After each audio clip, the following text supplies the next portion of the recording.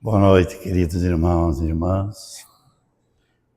A paz seja com todos. Divaldo Pereira Franco, que certamente, pelo menos a maioria de nós conhece, aí mais ou menos no final da década de 1940, o Divaldo ouviu uma frase pronunciada pelo nobre benfeitor espiritual Dr. Adolfo Bezerra de Menezes, que pela sua dedicação aos irmãos necessitados recebeu a alcunha de médico dos pobres. E o Dr. Adolfo disse uma frase que tocou muito profundamente o coração do Divaldo e o incentivou a criar a Mansão do Caminho. E ele sempre teve curiosidade de saber por que o Dr. Bezerra falou esta frase. E era tão grande a curiosidade dele que um dia a sua mentora espiritual, Joana de Ângeles, disse: "Tá bom, Divaldo, eu vou te contar por que o Dr. Bezerra falou esta frase." No final da década de 40, um grupo de senhoras da sociedade de Moscou, numa fria noite de inverno, com seus casacos de vison, foram ao Teatro Bolshoi para assistir uma peça. Ficaram muito emocionadas com a peça, talvez até fosse lá A Morte do Cisne, né, do Tchaikovsky, que tem um final bem emocionante. E ao sair do teatro, elas se depararam com um indigente que dormia sob a marquise do teatro, na frente do prédio. Ele todo encolhido de frio. E uma das damas, tomada de compaixão, tirou o seu casaco e ia colocar sobre ele, quando as outras disseram: "Não faça isso. Onde já se viu desperdiçar um casaco caro desse num mendigo? O que ele vai fazer com esse casaco? Vai jogar no lixo? Vai? Mas eu posso comprar outro." "Não, não faça isso. Vamos para casa. Chegando em casa, você manda um dos teus criados vir aqui trazer um cobertor para ele." Muito a contragosto, ela voltou a colocar o casaco e foram para casa. Chegando em casa, foram tomar um chá, conversar e depois foram dormir. Esqueceram do mendigo. Lá pelas 3 horas da madrugada, essa dama acordou assustada. Não sabe por quê, mas acordou assustada e: "Meu Deus, o mendigo, não mandei o cobertor." Levantou-se da cama, chamou um dos criados: "Manda selar o cavalo, pega a carruagem e leva esse cobertor lá," assim explicou, "e coloca sobre o mendigo que está dormindo lá." O criado foi e ao cabo de uma meia hora depois voltou. "E então, tudo certo?" Ele disse: Só que quando nós chegamos lá, ele já estava morto. Ele não resistiu ao frio e acabou morrendo." E então, o Dr. Bezerra de Menezes falou a famosa frase: "Quando a caridade é muito discutida, o socorro chega tarde." E o Divaldo, impressionado com esta frase, percebeu que eles estavam discutindo muito sobre como socorrer os indigentes ali do bairro pobre onde ele morava. E tomaram a decisão, então, de não aguardar mais. Porque, meus irmãos, nós sempre achamos e às vezes deixamos determinadas oportunidades que se oferecem para podermos fazer uma caridade com o próximo, e por uma série de razões deixamos para depois. Às vezes até ficamos preocupados: será que ele não vai ficar, se eu oferecer uma ajuda, será que ele não vai ficar chateado? Não vai me ofender? Não vai até ficar bravo comigo? E aí deixamos passar essas oportunidades. Porque nós esquecemos E talvez o maior ensinamento de Jesus, a maior revelação que ele fez para que nós pudéssemos refletir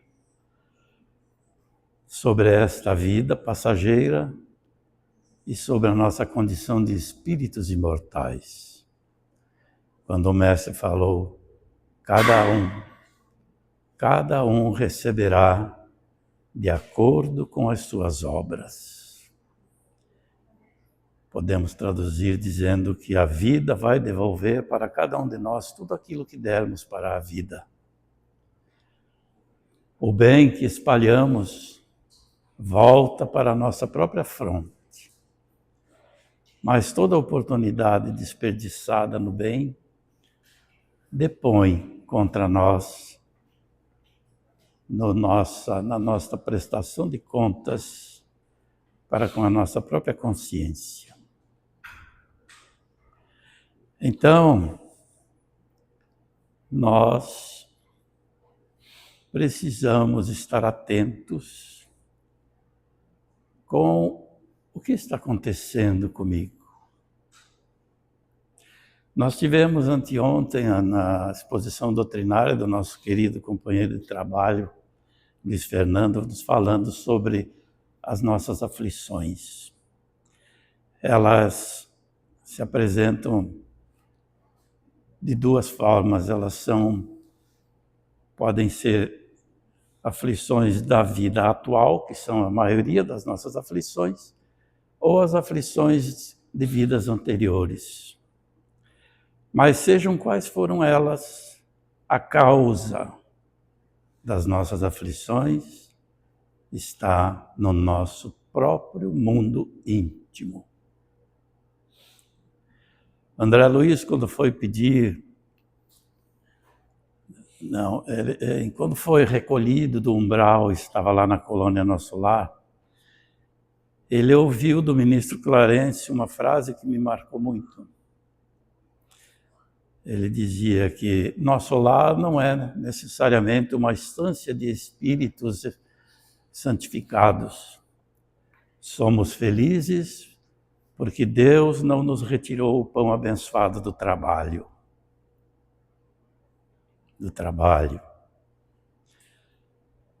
Na quarta-feira passada, nós tivemos uma mensagem de um nobre benfeitor espiritual, nos trazendo ensinamentos e orientações, coisas que a gente até já estudou, mas que são importantes ouvir de um benfeitor espiritual sobre a mediunidade e o exercício da mediunidade. E dizia ele, num determinado momento, que qualquer exercício nobre precisa de duas condições. Depende dessas condições. A primeira é a vontade firme de fazer. E a segunda é o trabalho operante. Sem a vontade que nos move e sem a ação resultante dessa vontade, nada acontece. Em qualquer setor da nossa vida, da nossa existência, das nossas atividades. Todos nós estamos aqui de passagem. A única certeza que nós temos quando encarnados é que um dia vamos devolver à Terra este corpo que a misericórdia divina nos emprestou para esta jornada evolutiva em mais um processo reencarnatório. Depois de tantas e tantas reencarnações, aqui estamos novamente para mais uma etapa na construção da nossa estrada em direção ao nosso futuro, que é a angelitude. Porque Deus nos criou para sermos anjos. De tal forma que achei muito interessante, assistindo uma palestra do Haroldo Dutra Dias, quando ele comentando sobre como nós somos equivocados, como é que Deus consegue olhar para nós com todas as nossas imperfeições morais e nos amar incondicionalmente?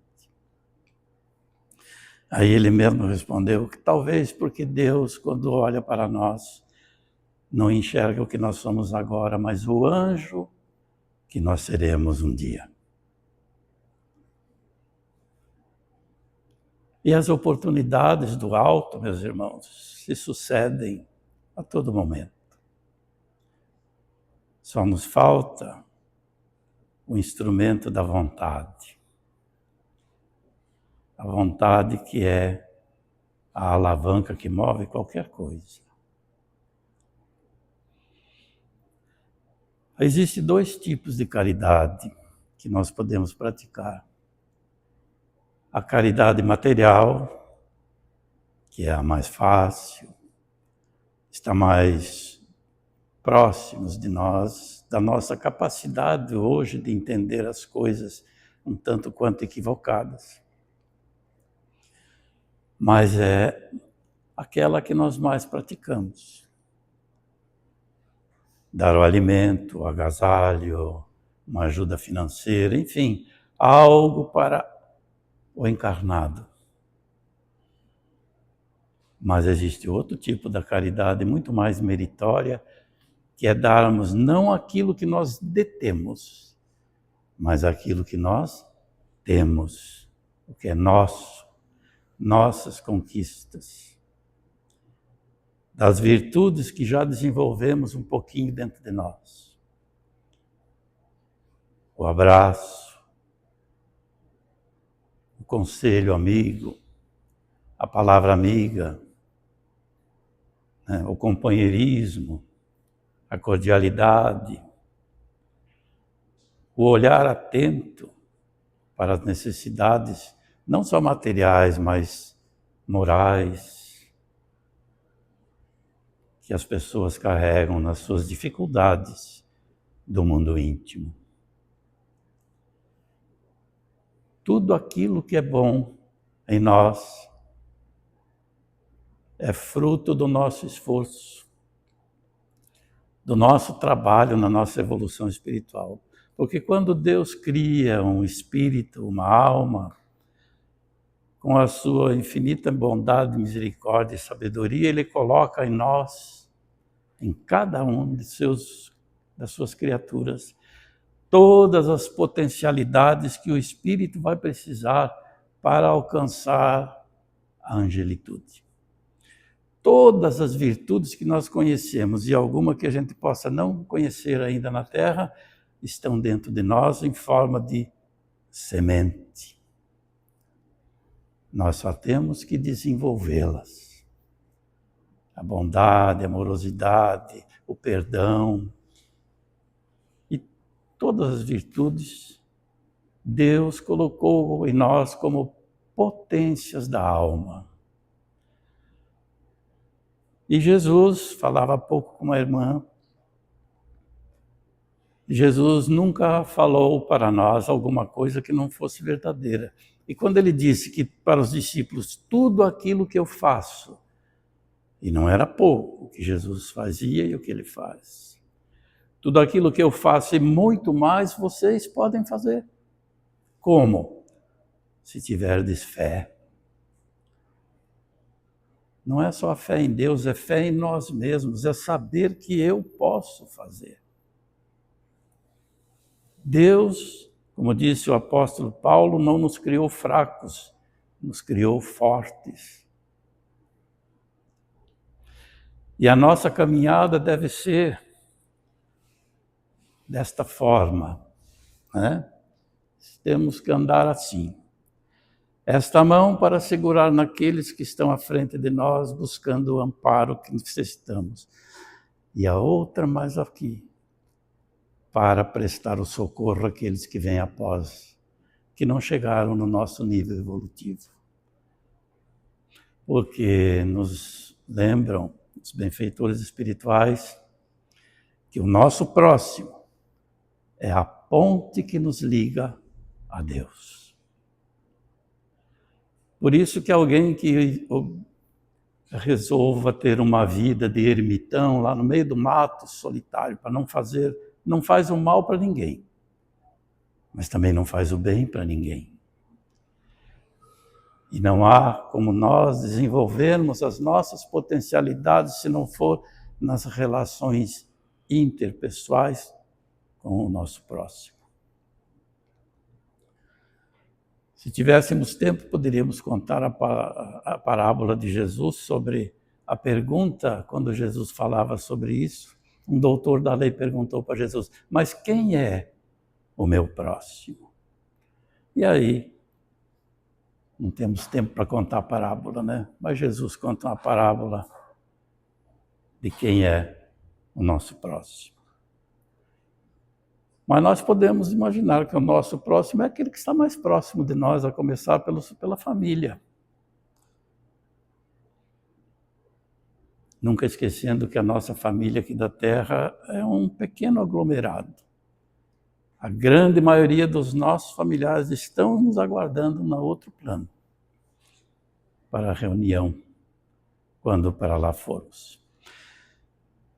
Então, meus irmãos, a mensagem simples de hoje era essa para a nossa reflexão. Temos o dever de fazer todo o bem que nos é possível. Porque tem um lema da doutrina espírita. Fora da caridade não há salvação. Que tipo de salvação? É aquilo que nós almejamos. A felicidade. Tanto aqui quanto no outro plano. E lembrando o Chico Xavier um dia disse, eu adotei a doutrina espírita porque quando eu ouvi dizer que fora da caridade não há salvação, eu entendi que essa doutrina seria o meu caminho. Porque se dissesse fora do espiritismo não há salvação, não serviria. Porque nenhuma religião, nenhuma doutrina vai substituir o nosso dever moral de irmãos e de espíritos eternos. Assim, meus irmãos, exorando as bênçãos de nosso Mestre Jesus, que o Divino Amigo possa envolver-nos com seu manto de paz, de bondade, de luz e de amor, curando as nossas chagas da alma e do corpo, abençoando nossa reunião e a todos os irmãos aqui presentes, encarnados e desencarnados, e que possamos, ao sair daqui, encontrarmos em nossos lares a paz que gostaríamos de ter. Que Jesus nos abençoe e esteja sempre conosco e nos dê a sua paz. Que assim seja.